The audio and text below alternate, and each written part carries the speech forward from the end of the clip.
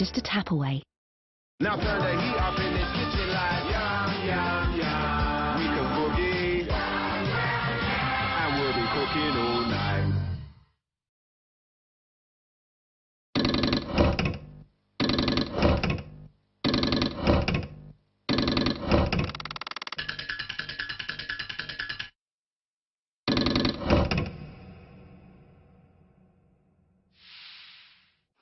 Tomorrow, National Geographic will be looking back at 20 years of history, starting at 8 with the 80s, the decade that made us.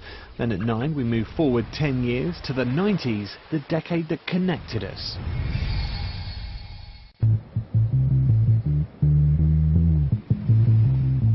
The county of Essex, northeast of London, once the land of open space and opportunity. By the mid-1990s, it had become a war zone. Gangsters against gangsters. That's how this business works. If you do someone a bad deed, they're going to come back and do you one. Gang warfare poisoned the dream as organised crime spilled out of London's East End into the fields, beaches, streets and nightclubs of Essex. We're talking guns, knives or whatever you need to win. There was going to be a war. It's a story that's now hit the big screen. But in this programme, for the first time, is told by the men who had their fingers on the triggers. Just empty the gun into him and go bang, bang, bang, bang, bang. They reveal how sex, drugs and rock and roll fueled the fight for the new criminal frontier in the new towns of Essex.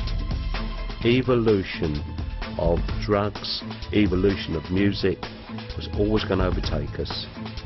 It was just a flood of villainy with violence. And how 4 decades of vice and murder culminated in one of the most infamous gangland killings in Underworld history. They were the worst of the worst. Couldn't afford to take chances with them. They had to go.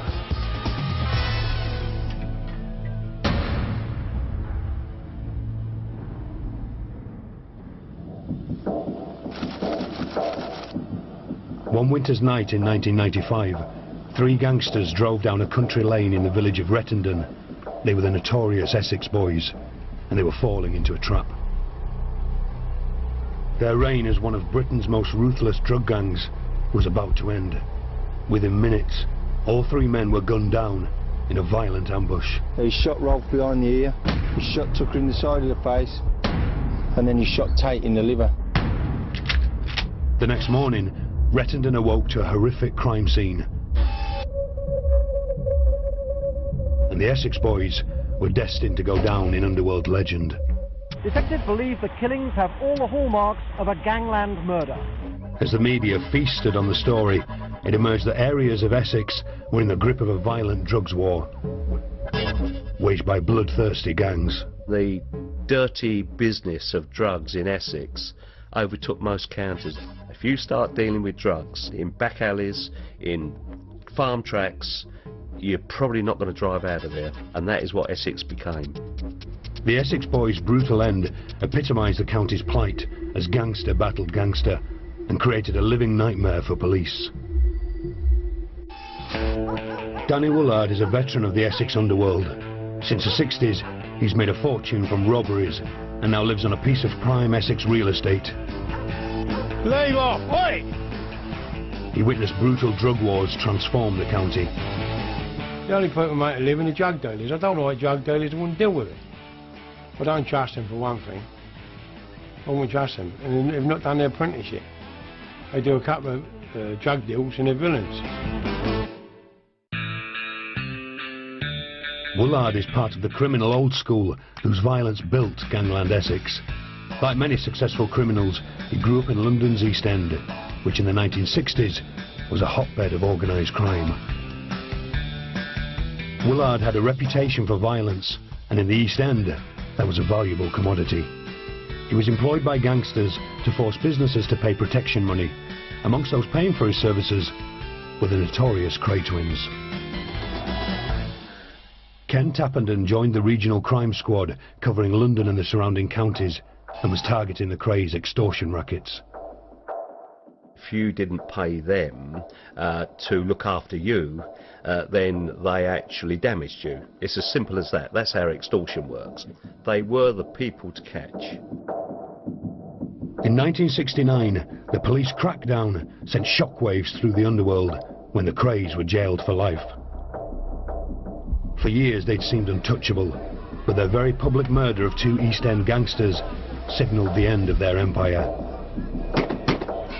With the police on their trail, criminals were facing extinction. To survive, they fled the overcrowded and over-policed East End. They needed a new home, and they knew just where to look. EastEnders always looked to Essex as a place to get away to. It's always where you wanted to go, a weekend away. So there has always been this thing about getting away to Essex. 60 times the size of the East End, it had everything they could wish for. Miles of unguarded coastline. A new generation of criminals emerged in Essex, ruthless in their determination to follow in the footsteps of the Krays and become kings of this new underworld. People like the Blundell family, they actually stepped into their shoes. And I say that they were more dangerous in the way they thought, the way they operated, the way they undertook their criminality than ever the Krays would have been. Billy Blundell was one of the most powerful figures in the Essex underworld. The worst thing you can ever do in a criminal fraternity is be successful. A policeman's son, Blundell had also grown up in the East End. With his brother Eddie, he got rich selling ice cream, as the capital's swinging image attracted unprecedented numbers of tourists. But the Blundells were men of violence, and any competition were literally beaten off. I've had more fights on the cobbles than I ever did in the boxing ring. But it was the norm. We didn't think it was, you know, there'd be loads of tourists about, like a bit of fun for them. By the 1970s, the Blundells' ruthless approach to business had made them a lot of money. Billy Blundell could now afford the Essex life he couldn't get in the East End. It was my dream to buy a small holding and build a house there and have a lake and stables, and that's what I did. I had my dream come true. Now that he had a foothold, Blundell was ready to expand his empire. The bloody battle for the Essex underworld was about to begin, and it started in a remote field. In the summer of 1971, the county was in a celebratory mood. 150,000 people flocked to the quiet village of Wheeley in North Essex for a pop festival featuring stars like T-Rex and Rod Stewart. The Blundells were running catering and brought their own security. Other traders knew they had to pay them a cut or pay the consequences. But as the event got underway, the brothers realised they weren't the only violent gang in town. The Hells Angels turned up, about 200 of them on motorbikes and all that, and just pushing the workers off and just helping themselves to those and hamburgers, and they were powerless to stop them, you know. The fearsome Hells Angels were bad for business, and Billy knew they had to be dealt with. At that time, it was like hippies and all that, you know, and overnight everybody was walking around with these ponchos on, had some ponchos, you know. So we all did the same, but underneath our ponchos we had pickaxe handles and bricks and all sorts of things. And what we was doing, we was going in little crews, coming out the crowds, setting about, giving it to them, then moving on, so they didn't know where it was coming from, you know. The hard face of hard rock had met their match, and eventually police took the Hells Angels away for their own protection. Billy Blundell was establishing himself in Essex, but he was fighting battles on many fronts, and this got him noticed. Later that year, the violence spilled out onto the streets during a feud with a rival gang. Milford High Road was quite busy, and all hell broke loose, basically, because I'm firing in the street, people are running for cover, went on and on, you know. Blundell was arrested and charged with attempted murder. In court, one detective came under attack from an unlikely member of Blundell's family, his mum. She said, "You bastard," she said, "you're always picking on my boys, all the time." He said, "Mrs. Blundell, I'm not picking on your boys at all. Your son shot 3 people in Ilford High Road in front of witnesses." She said, "You bloody liar." She said, "My boys are good boys, I don't do them things. So you can't do no wrong in your mum's eyes, you know." He did no wrong in the jury's eyes either. They found he'd acted in self-defense. It would be another 11 years and 13 trials before the law finally caught up with Billy Blundell. But while Blundell fought on the streets and fields, on the coast, a new type of crime was emerging.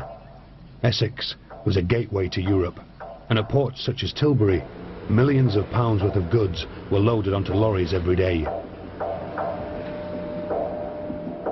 On the open roads, trucks had always been vulnerable to hijackers. Now, enterprising criminals bought farmland in the countryside and rented out barns for hijackers to store their stolen goods. The barns became known as slaughters because of the way the trucks were stripped to the bone. Lorry loads of whiskey, gin, whatever you wanted to say went off the roads, and that turned out to be the next area of crime. They run it into a slaughter and you wouldn't find it for months.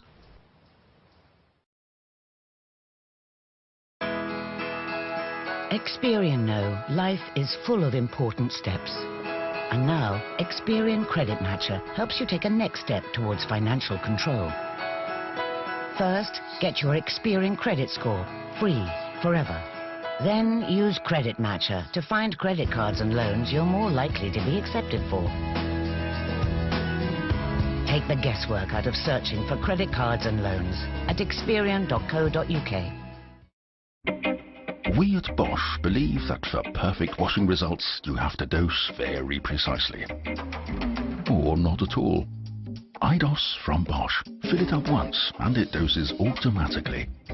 Wash after wash. Bosch, invented for life.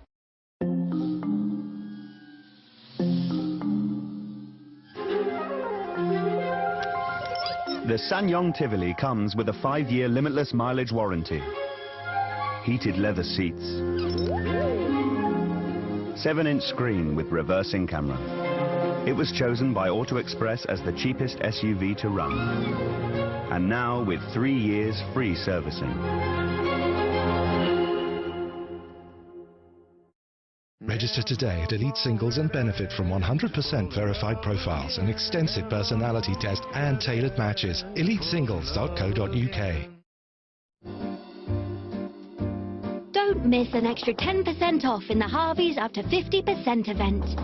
This fabric 3-seater sofa, just $449. Or this leather recliner sofa, only $629. Or this comfy fabric 3-seater sofa, just $719. Plus, there's up to 4 years interest-free credit on everything. Hurry, an extra 10% off must end Tuesday. Guinness has always been about beer and people. And many of us have entered these gates in the footsteps of our parents and grandparents. 258 years ago, we signed a 9,000-year lease. We have a lot more beer to make. The Beatles Vinyl Collection. 23 original albums on vinyl. Own this unmissable collection of iconic albums from one of the greatest bands of all time. Issue 1 out now with your first album, Abbey Road, Binder and Magazine for just $9.99. D'Agostini. Right now, the world's looking for UK suppliers of fashion and textiles. Water sports equipment, console games, rail construction projects, food and drink. In Norway, Thailand, Lithuania, Kenya, France. The opportunities for UK businesses are enormous. So come on. Why not open your doors to 7 billion potential customers? The planet needs the UK's expertise. The demand is out here. Here. Here. Here. Here. You should be too. When you're buying a new car, you want to be sure you're getting a good deal. CarWow could save you thousands. Search CarWow and try it today. Suspense in every moment. 888 Casino. Join and get up to £888 free. It's that time of year. The excitement is in the air, and one night isn't enough. You want more, and we've got it. Big Cats. 7 premieres. You're welcome. Big Cat Week, all next week, only on Nat Geo Wild. Gangland Essex was evolving, and in the quiet fields and farmland, criminal networks had started to take root. The pioneers had laid the foundations for a new underworld. And from the start of the 80s, that meant drugs. With drugs, what you want is a slice of the market. You don't have to live in a particular territory in order to dominate it.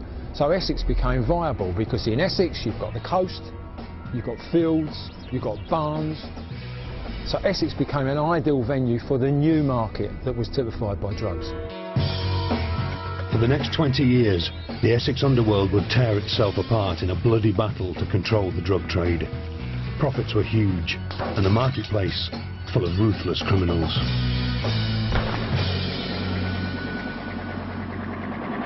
Billy Blundell now lives in rural Essex. He's a wealthy man and enjoys pottering around on his farm. Hello, boy. In 1983, shortly after appearing in a TV documentary, Billy Blundell was arrested on his Essex farm for conspiracy to manufacture amphetamines. The Crown said the drugs were worth nearly £1 million on the black market. They said Blundell was the gang's Mr. Big. The judge described him as an evil man. To this day, Blundell protests his innocence. I rented them a house that I owned, which they used. Although I knew what they was doing, I wasn't a part of their conspiracy. They got raided by the police, and the police put me up as the Mr. Big in the background. There you go, Prince Philip would have got found guilty.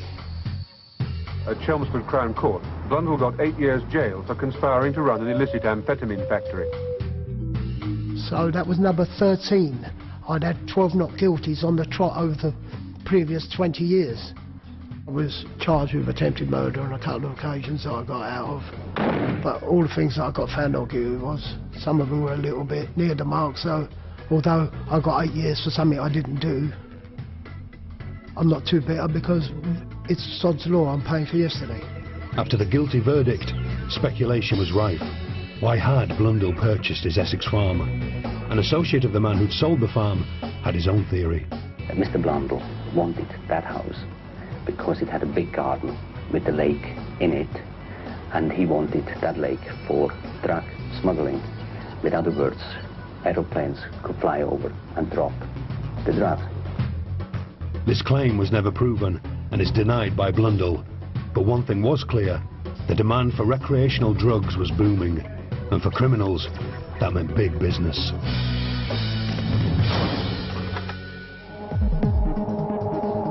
In the mid-80s, an underground youth movement became a cultural phenomenon, and it would change the Essex underworld forever. The 1980s was quite important, and drug use started to go mainstream, and ecstasy use really was the trigger for that. Ecstasy, the so-called love drug, also known as E, gave users energy. Young people wanted to dance till dawn, and overnight, a new drug epidemic took hold. You could not dance for 15 hours with a bottle of pop and still have a happy face unless you scoffed ease. I guarantee to you. So we knew something was happening. A pioneer of the new movement was Andrew Pritchard. The rave scene came about in my very, very late teens, early 20s. A new music had emerged on the scene known as acid house, and a drug had emerged also called ecstasy. Pritchard began staging illegal parties which attracted thousands of people to warehouses and open spaces in London and Essex. He didn't pay for the premises, he just turned up, took over and charged admission. While he didn't provide the ecstasy, Pritchard knew his events depended on the drug.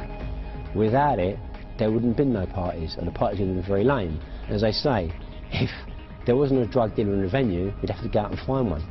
Otherwise the party would be dead. People wanted to party, and Pritchard made it happen. He mobilised legions of revellers to descend upon unsuspecting villages in their thousands. Under pressure from horrified communities, Thatcher's government needed to appear strong. The conservative media joined in the fight. National radio banned acid house music, and newspapers ran sensational headlines. The government tasked Ken Tappenden with the tough job of breaking up the party. The organisers were better than we were. I only wish I had them as my lieutenants, because they were brilliant. They could organise thousands of people in 2 hours to go from one spot to another. The military can't do that now. The police definitely couldn't do it. Broadcasting on pirate radio and using newly available mobile phones, Pritchard kept one step ahead of Tapenden's pay party unit. Essex was ideally situated for the raves. Drugs came in from the coast, and in the open fields and derelict buildings, Thatcher's generation partied. Pritchard's illegal events company, Genesis, was going from strength to strength. The admission would be between £10 and £20 a ticket. You could probably, out of a good event, maybe take 70 to 100 grand in a large warehouse. By the age of 22, Andrew Pritchard had made his first million. It was a MTV pop-style lifestyle. It was great. The cars, you know, the clothes, the jewellery, the women, you know, you had a great life. And, you know, every 21-year-old wants to do that. But you couldn't make this kind of profit without the Underworld taking notice. And in the 1980s, armed robbers began to realise there were easier ways of making money than holding up banks. They knew that if they carried on armed robberies, they're going to get banged up, they're going to get shot on the plot. To avoid police marksmen, robbers looked for a softer target, and raves were easy pickings. You didn't see a bank robbery all the time you had acid parties. Never. You didn't have to. If they could go to half a dozen parties on a Friday, Saturday night and walk off with a couple of £100,000, as they did, easy money, isn't it? Pritchard was taking massive amounts of cash, kept not in vaults and safes, but bin liners and sports bags. Back then we were wide open, basically. We were vulnerable to all sorts of undesirables. So the choice we had to make was to get the right people to protect us and work with those people in order for our parties to succeed. The raves were illegal. Pritchard couldn't go to the police or legitimate security firms, so instead he looked for people with violent reputations. They weren't hard to find. West Ham United was the traditional football club of the East End. For the displaced Londoners in Essex, Upton Park Stadium was a symbol of their old heritage. It's peaceful nowadays, but in the 1980s it was under siege. Every weekend rival firms of football hooligans orchestrated violence on the terraces.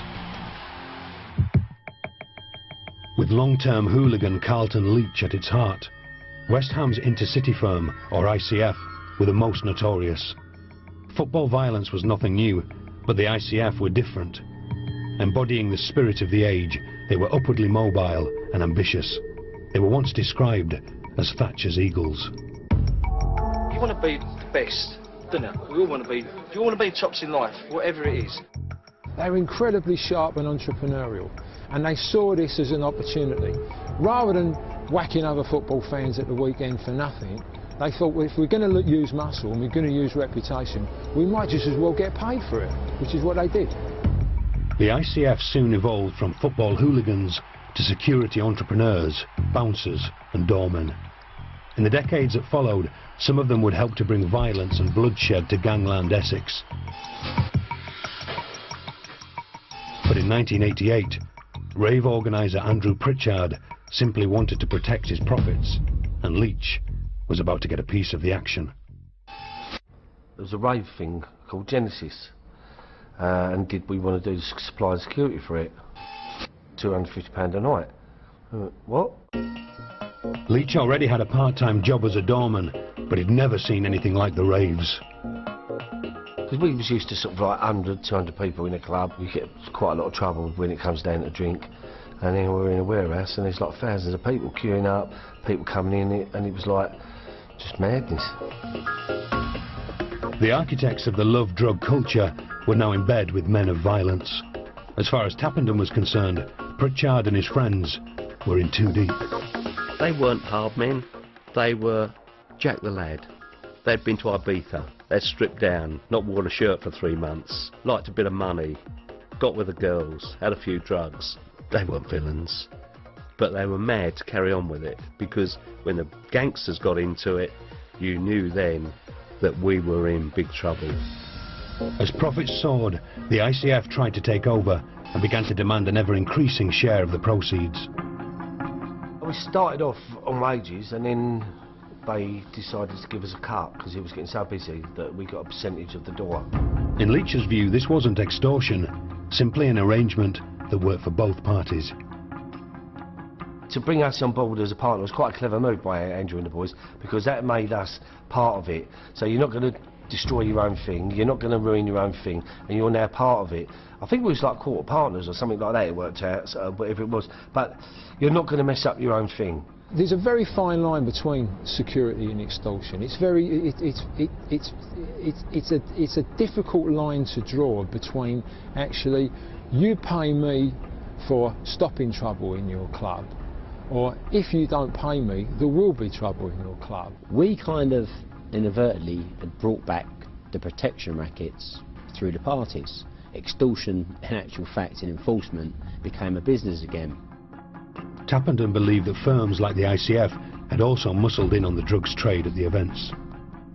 You're never going to argue with 10 real good bouncers who are good villains, GBH merchants, attempt murder merchants. You're not going to argue with them when they got a Rottweiler dog on the end of a leash. The rave scene was descending further and further into the underworld. Tappenden now had Pritchard firmly in his sights. If he mixed with gangsters, he had to be taken down. They got the mad notion one day to set riot squads out for us. Now, when you got a riot squad of aggressive police who turn up in SPG vans with helmets and shields, you can have a big problem in your hands, because not only have you got maybe 12 or 15 strong doormen who are going to be your first port of entry, who are going to try to stop you, you've got 4,000 or 5,000 people behind now who are also going to be extremely pissed off. In 3 violent months, the Pay Party unit made 265 arrests and recovered chilling proof that gangsters had infected the rave scene. To avoid the heat, Pritchard slipped quietly out of the country, but the Essex underworld had not seen the last of him. Upgrade to Sky Q and we'll provide you with our next generation box. You can record way more than before, 4 shows while you watch a 5th. Store over 1,000 hours of your favourite TV, watch recordings from your main box all around the house, and take recordings anywhere, even offline. Phew! And that's just some of the things you can do with Sky Q. Call us or search Sky Q to upgrade from only £12 extra a month. With Expedia, when you book your flights and hotel together, you can often save money. At all protected. Oh, there's Wi-Fi if you want. This Scott's got Wi-Fi? Yeah, there's lots. Password? Corsa 2017. It's a capital C. It's a capital C. Vauxhall Corsa with 4G Wi-Fi. For only £172 per month plus advance rental. Always gets a great reception. Corsa from Vauxhall.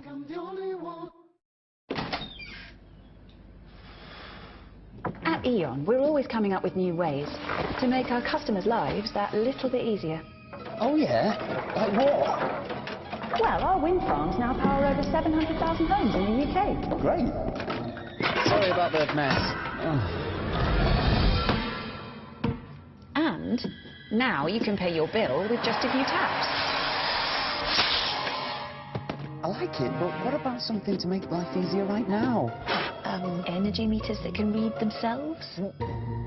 Bye-bye, back of the cupboard. Hello, self-reading smart meters from E.ON. You brush your teeth every day, but wouldn't you feel better if you could see and feel it cleaning? Colgate Total Proof. It turns into a blue foam as you brush, fights bacteria and reduces plaque. So you feel ready for your day. Colgate Total Proof, for a healthier mouth. Assassin's Creed, the official collection. Enter the secret world of the Brotherhood with high-quality hand-painted figurines. Issue 1, just $2.99. What if technology gave us the power to turn this enemy into an ally? Microsoft and its partners are using smart traps to capture mosquitoes and sequence their DNA to fight disease. There are over 100 million pieces of DNA in every sample. With the Microsoft Cloud, we can analyze the data faster than ever before. If we can detect new viruses before they spread, we may someday prevent outbreaks before they begin. You know that moment in life when you fit perfectly in every situation? You could be playing in a band or dancing swing. You could be dressed like this. Hold on, those shoes? Yes. Or how about this? Go, go, go! Right now, this could be happening to you, and this too. Impressive. The new award-winning Seat Leo. Book a test drive and get an extra 500 pounds off any new Seat. Seat. They came to give India back her freedom, not to tear her apart. It's a must-see, an incredible true story. Viceroy's House, in cinemas Friday. They daydream of the night before.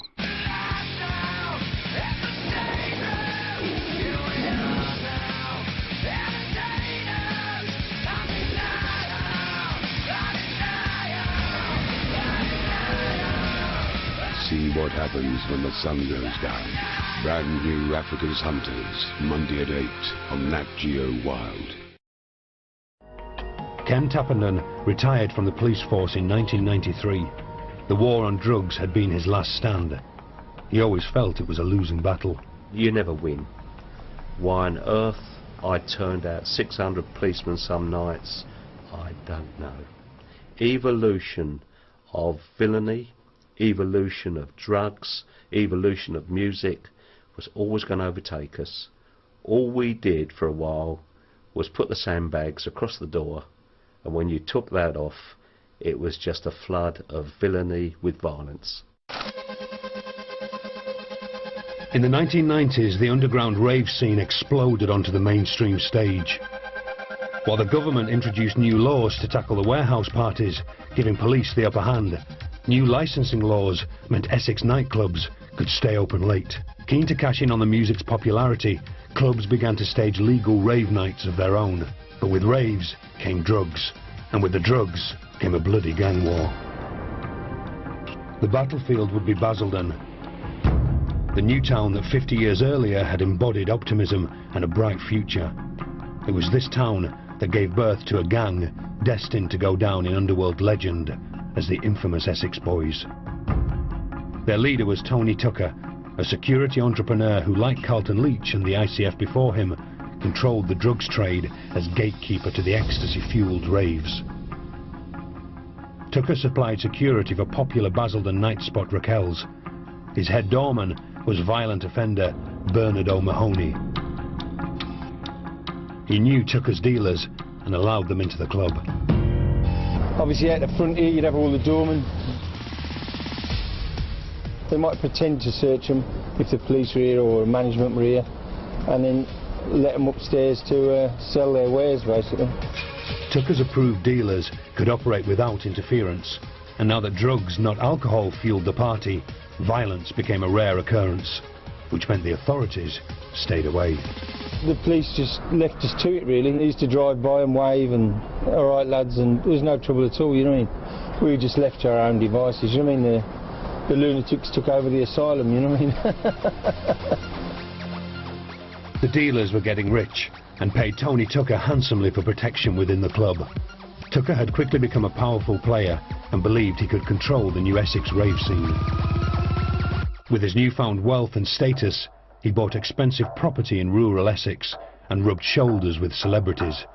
He was personal-minded to middleweight boxing champion Nigel Benn. The other two members of the Essex Boys were brutal henchman Craig Rolfe and ambitious villain Pat Tate, a giant with a big personality and a huge ambition. He was awesome, a big man, 6'4", good-looking man. He had loads of character, charisma. You know, you could just had everything that anyone wanted. You know what I mean? But entrepreneur Tate always wanted more. Tate, this big monster, and he was saying to Tucker, you know, forget selling pills in clubs. You're only making a couple of grand a week, or this. He said, I can make you big money. The Essex drugs market was huge. Ecstasy use was more widespread than ever. But criminals were turning over fortunes from drugs of every description. Cocaine, heroin and cannabis were rife. Drugs started to take over from every other form of making money with villainy, in a big way. Tate saw an opportunity for aggressive expansion. The gang began moving in on other drug businesses. They wanted a larger share of the market and were prepared to use force to take it. On one occasion, the gang tried to take a cut of the profit from a cannabis growing operation. What they didn't know was that veteran crook Danny Woolard already had money invested in it. Met him over the country club, me and my mate. So you ain't getting nothing.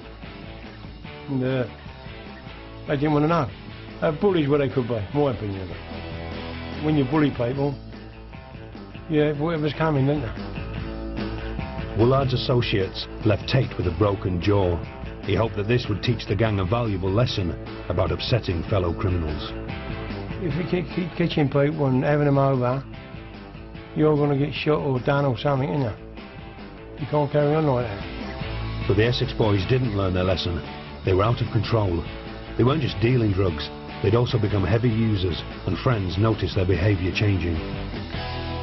It'd gone beyond the realm of just taking a pill and going out and dancing or, you know, the rave. It was going every hardcore drugs, you know what I mean? And they were different people, they were strangers.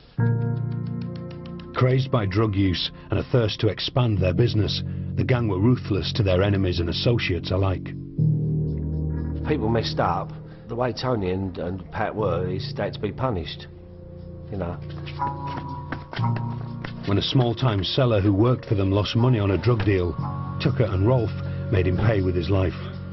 He was kidnapped and, according to O'Mahony, given the gang's signature treatment.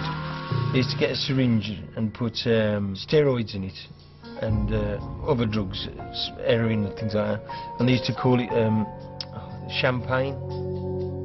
The victim was forcibly injected. The cocktail was lethal and he died a horrible death. The message was clear. The gang were not to be crossed. And when Rolfe went to the back of the car to throw him out the car, they discovered he was dead. They just threw him in the ditch like discarded rubbish. Word of their brutality quickly spread throughout the underworld. But in Essex at that time, police described a curtain of fear, and no one was talking to them. For victims caught up in drugs, the last place you could turn was the police. With the authorities unable to act, it fell to the old criminal establishment to worry about the underworld's new upstarts. Now free after serving his time for the amphetamine conviction, Billy Blundell was not impressed. Injecting people up and throwing them in ditches to die and things like that, which they did, you know, so they were the worst of the worst.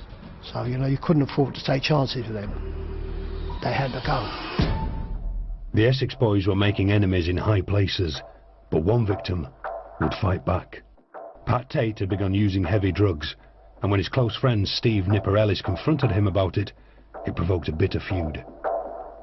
We had this massive argument, and I just remember saying, Pat, you're nothing but a junkie, you're nothing more than a junkie. And he's gone, Nipper, I control the drugs, drugs don't control me. I mean, you're a junkie, you're nothing more than a junkie. But what Nipper Ellis didn't realise was that in their drug-addled state, Tate and Tucker were looking for any excuse to turn on him. When they used to come in the club, I could sort of see that there was ill feeling from Tucker towards Nipper. When Ellis made an offhand remark about Tony Tucker's girlfriend, they had their excuse. Tucker and his henchman Craig Rolfe turned the torture treatment on Ellis. So I'm doing the hoovering in the hall, front door's open, in walked Tony, he's grabbed me by the throat, and he sort of lifted me up, pushed me down onto the bed, and he sat across me, and he pulled out a meat cleaver, and I'm looking at him, and he's going, your hand or your foot? And I was just thinking, if you cut my foot off, I won't be able to chase you. If you cut my hand off, I can still shoot you. And I'm left-handed, so I held out my right hand, and I just sat there, closed my eyes, thought I'm going to scream, I'm going to cry, it's going to hurt, I'm going to kill you. Tucker allowed Nipper to keep his hand, but he left the flat with many of his belongings, while Rolfe wiped excrement over the walls. High on drugs, the gang had become monsters. In the days that followed, the gang decided they had let Ellis off lightly. Tucker and Tate told friends they now planned to torture and kill him. But when the gang threatened his family, Ellis decided to strike first. He went to Pat Tate's Basildon home to murder his former friend. Come up into his back garden, I had the handgun, and I just thought, I'm going to shoot him. Simple as that, I'm going to shoot him. Picked a rock up, threw the rock through the frosted glass. Since the glass broke, there was Pat, and he's having a shave, and he's looking like that. What had happened is the gun hadn't fired properly, it had gone click, click, bang, and the third bullet hit him in the arm. All I could hear was screaming, and Pat was on the phone going, please, please, I've been shot, I've been shot. Ellis escaped, and Tate was taken to hospital. But the Essex boys had been attacked, and wouldn't take it lying down. They drew up a plan to lure Nipper Ellis to the hospital, promising a truce. Tate hid a weapon in the bed sheets, and waited for Ellis to arrive. But fortunately for Nipper, and unfortunately for Tate, fortunately for everyone else, a nurse making up Tate his bed found the gun, called the police, and he was recalled to prison. Pat Tate had been on parole for a robbery, but possessing a firearm breached his conditions, and he was sent back to jail for 18 months. Tate refused to give evidence against Ellis, but the gang had threatened his family, and Ellis's war with the Essex boys was only just beginning. I had to kill them. That was all I knew. I just lived to kill them. While in jail, Pat Tate was filmed for a news item about the prison gym. But while playing the model prisoner, he was busy planning his drugs empire. Tate decided that away from the raves, the Essex boys could be making much more money with much less risk. The trouble is with the rave scene, if you have 500 ecstasy pills, it's no good sitting in the corner of the club with them in a bag and not telling anyone about it. You have to approach as many people as possible to sell as many as you can, and the more people you tell, the more chance you are of being grassed up. So Tate, in his infinite wisdom, thought that was a bad idea. Tate wanted to move up the Underworld ladder and into importing drugs. With the longest coastline of any county and major ports like Tilbury to exploit, it was possible to make a lot of money from smuggling drugs in Essex. Pat Tate set his sights on going global. Today Basildon, tomorrow the world. On Halloween night 1995, he was released from prison. If you were a rational person and you're dealing with international criminals and heavy duty criminals, not a problem. But if you're a homicidal maniac man-mountain, not a good idea, because you're going to upset people. The gang began importing drugs from the continent. But on November the 11th, 1995, came the event that would mark the beginning of the end. A teenager called Leah Betts fell into a coma after taking a single ecstasy pill. The tablet had been bought at Raquel's, putting the club firmly under the national media spotlight. Raquel's was being named as the source of the drugs, so I just knew this was going to cause murders, you know what I mean, or mayhem. The mainstream drug scene now had a high-profile victim, and the press were demanding answers. What happened behind the doors of Raquel's was now a matter of nationwide public interest. Rang Tucker, and he just went off the edge, you know what I mean. They're going to be trying importing drugs while under the media spotlight, you know what I mean. The party was over. Police were now all over the club, warning customers about drugs and determined to discover how an 18-year-old girl had been supplied with ecstasy. The stage was set, really. Tate was threatening everyone and everything that moved because his plans to be an international drug smuggler were falling apart. Unable to do business, they pressurised and threatened their underworld partners for money. Then, as Leah Betts lay dying, O'Mahony says the police came to see him. He was about to have to decide whose side he was on. They said, we're trying to get one of the pills that she'd taken from that batch so we can analyse it and he might be able to help. And I said, I'll get you one. Tucker went mental. He went, you can't be dealing with the police.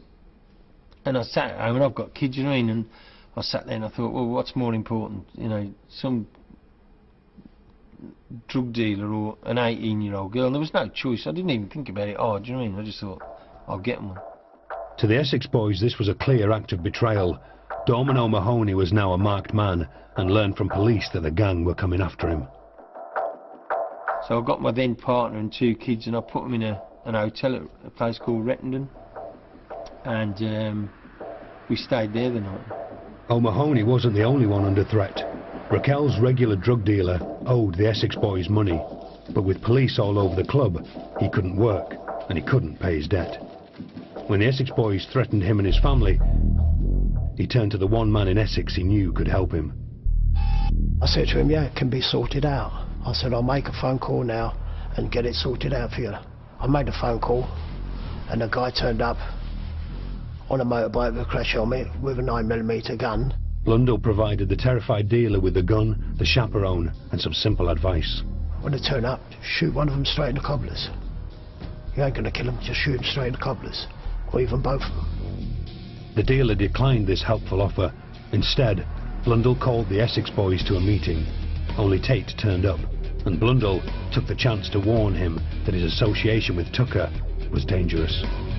He didn't seem to care much, and I said to him, you know, it's all right him keep blanking and all that, but what happens if someone creeps up behind him and goes bang in the back of the head? If you're with him, you're going to get it as well. You know what I mean? I said, well, if it happens, it happens. 3 days later, it happened. What is a journalist's job? To tell the story from every side. Oh, hello. The rule is, you just keep going unless someone stops you. What's the story here? They could kill us. They won't. I'm a stranger in a strange land. Are you endangering yourself by talking to me? I'm prepared to pay the price. Time is running out. It's definitely a story worth telling. Brand new, uncensored with Michael Ware begins with Putin's biker gangs. Starts 13th of March on National Geographic. She makes the sound Oh, come on. You make me look like such a clown. But it's thanks to you she fell for me. Thank you, immaturity. Find your next date at our Match cooking classes. Match. Love your imperfections. Hair is the first thing people see. It's a huge part of who I am. It can be really striking and it can be a game changer as well. Each time you dye your hair, you always have a worry that you're going to damage it. I've used Olia for 3 years. A year. 4. I was 9 months pregnant. I had roots down to here. I was out here. Using Olia was just a moment, a ray of sunshine. My hair felt really soft and like it had been massively conditioned. The fact that it doesn't have ammonia, I needed something that would be quite gentle. It's very floral and fruity. It gets rid of all the grey hair and it keeps it really silky. You can't tell, thank goodness, that I've abused my hair pretty badly for a long time. I just love the vivid colour. My mum loves it and she's probably my harshest critic. Look at my hair, everyone. 60% oil-powered, no ammonia. Now it's your turn to fall in love with Olia. Discover our stories at garnier.co.uk. Olia by Garnier.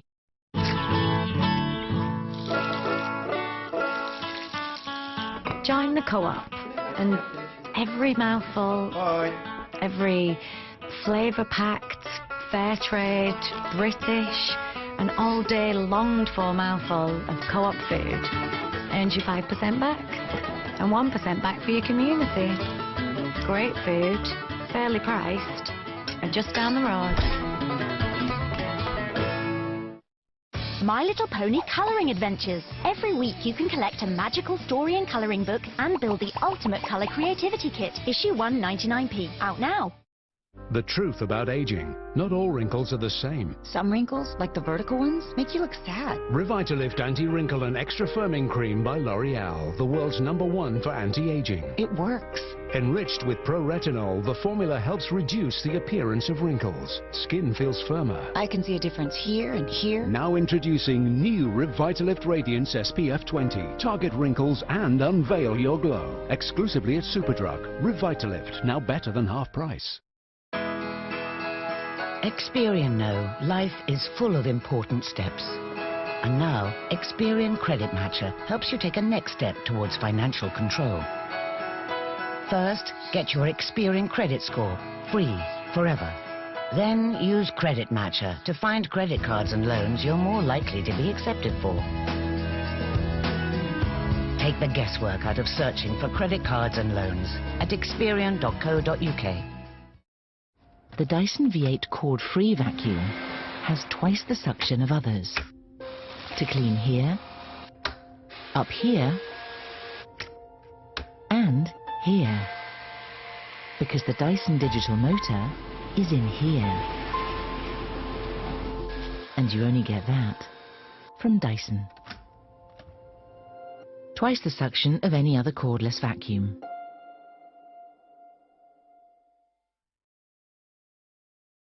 We're missing doors, we're missing boot, we're missing wheels, we're missing lights. There's only one thing left to do. Let's get started. Shift out of the way, we're coming through.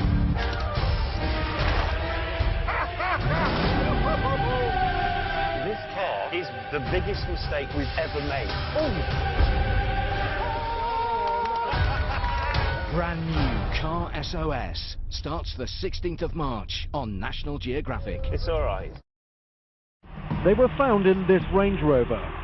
All three men were shot through the head at point-blank range. Detectives believe the killings have all the hallmarks of a gangland murder. You have 26 messages. Charlie's Colton, can you give us a ring? Cheers, mate. Tom, can you ring us back if he's dead? We're worried. Will you ring us straight back as soon as you can? Hi, it's Annie Mae.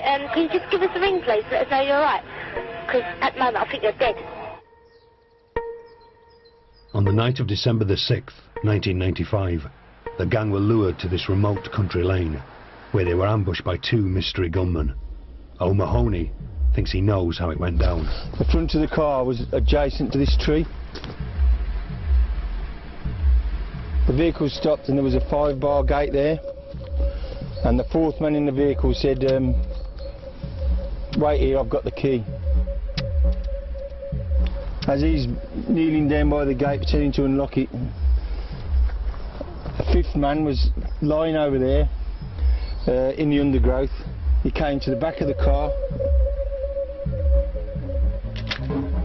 So he shot Rolf behind the ear. He was killed instantly.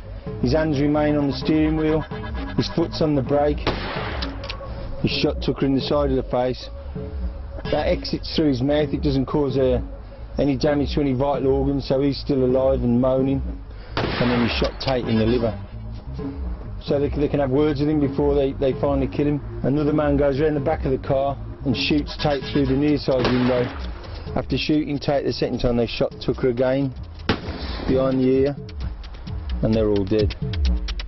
The gunmen just turn and walk away, back up the lane to meet the getaway vehicle. The gunman and the getaway driver escaped, and for 6 months, their identities remained a mystery. People said to me, who do you think killed? And the police, I said, well, open the Essex phone book and put your finger in. Everyone in there's got a reason, you know what I mean? So who shot the Essex boys? They'd made many enemies. Danny Woolard had crossed swords with the gang in the past. Was he the Rettendon assassin? I was there that night. It was nothing to do with me. I was in the Burnt Mill service station going to nick a lorry. The tiny village was busy that night. Nipper Ellis was also in town. He'd tried before to kill them. Was he there to finish the job? Me and somebody else, we were trying to leave a container with some stuff in it. So I was up near Rettendon. Unfortunately, I didn't hear the shots. I'd like to say I was there, but I was up near Rettendon. By morning, O'Mahony had checked out of the village hotel. He knew the gang were out to get him. Had he got to them first? When I got off the train at a place called Southminster, the platform was just loads of police officers. And I thought, these ain't come to check my ticket, do you know what I mean? Convinced the police would come for him too, Billy Blundell decided to take a holiday. The newspapers were full of it about Bob Hoskin look-alike who drives a red Rolls Royce, and in the paper said drives around with men with no necks and all this load of nonsense. But the police didn't come for Blundell. In fact, All 4 men are innocent of the murders. Someone else killed the Essex boys. In May 1996, police were handed a breakthrough when a suspect in a drugs raid turned informant and claimed to be the getaway driver. On his evidence, Michael Steele and Jack Womes were convicted of murdering the Essex boys. Steele had been a big-time drug smuggler, one of many people the gang had threatened. Womes was his accomplice. The 2 men are now serving life sentences, though the Underworld believes that the authorities have the wrong men. They didn't do it. You know, the guy who put them there had something to gain by doing that. So...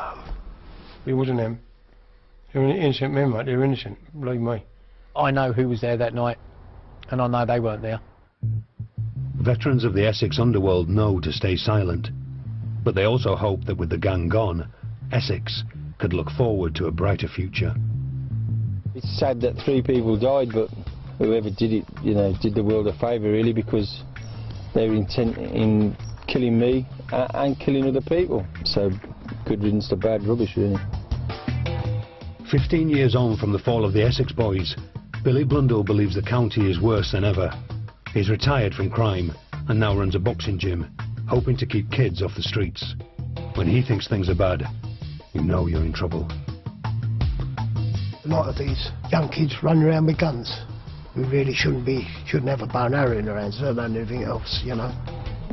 And as for Essex, the land of opportunity, it continues to be plagued by drugs.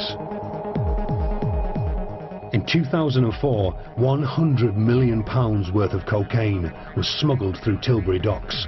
The man the authorities suspected, the man charged with Britain's biggest ever cocaine bust, was Andrew Pritchard. If convicted, Pritchard faced 40 years in prison. Though he admits to a lucrative career as a smuggler, he denies he ever smuggled cocaine. He has always claimed he was set up by customs and excise. After 2 trials, he was acquitted of all charges. Though he spent 18 months on remand, for an entrepreneur like Pritchard, everything is an opportunity. He has written a book, and a film about his career is underway. By cashing in on his past criminal career, Pritchard is not alone. The Rettendon shootings have spawned 3 feature films and several books in just 15 years. The old kings of the underworld are swapping their guns for their pens, to the despair of police. I thought the only way I can have my say is if I put it in my own words, and that's why I started writing, and I see no harm in it. I mean, if the police don't like the books, the best thing to do is stop reading them, you know what I mean? The entrepreneurial spirit that built Essex is building the legend of the Essex Underworld. The Essex boys have entered criminal folklore, but one man wishes he'd killed the men before their legend was born. Yeah, I do wish I killed them, and that is something I'll probably take to my grave, the fact that I didn't kill them, and the fact that I can't stand here and say, yeah, I did kill them, and I killed them slowly and I tortured to pieces of shit. They got off light for what they done to other families. I hope I meet up with them in hell. From terror threats through to major advances in technology, a lot happened in the 2000s. Brand new, the decade we saw it all is tomorrow at 10.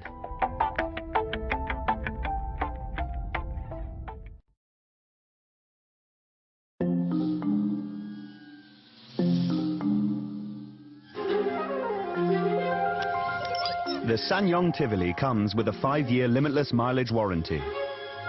Heated leather seats. 7-inch screen with reversing camera. It was chosen by Auto Express as the cheapest SUV to run. And now with 3 years free servicing.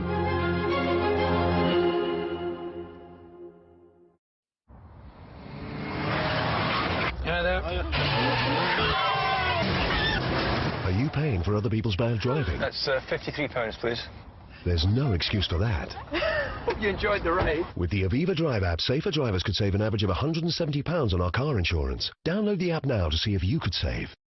Register today at Elite Singles and benefit from 100% verified profiles, an extensive personality test and tailored matches. EliteSingles.co.uk. Experian know life is full of important steps.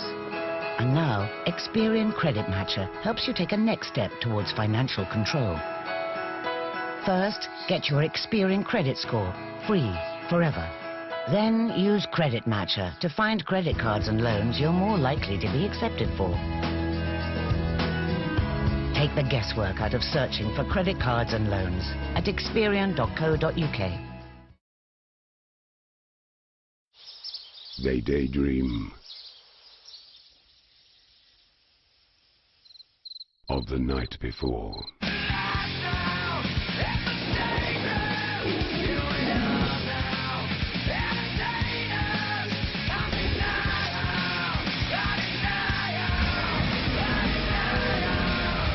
See what happens when the sun goes down. Brand new Africa's Hunters, Monday at 8 on Nat Geo Wild. Tomorrow, National Geographic will be looking back at 20 years of history, starting at 8 with the 80s, the decade that made us.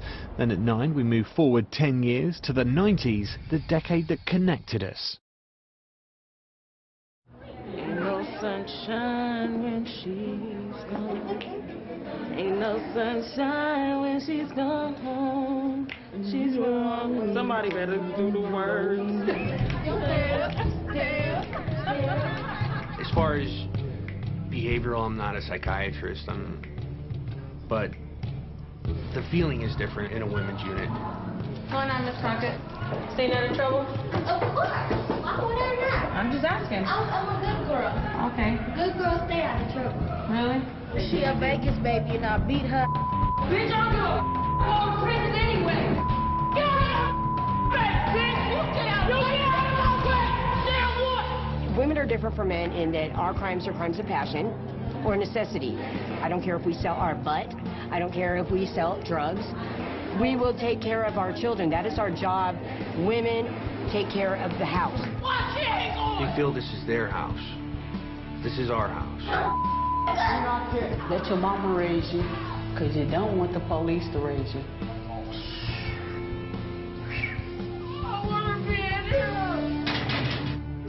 Now listen up. This is jail. Before prison, offenders come to the jail. Some pray for a speedy release. Others already know they won't be going home anytime soon.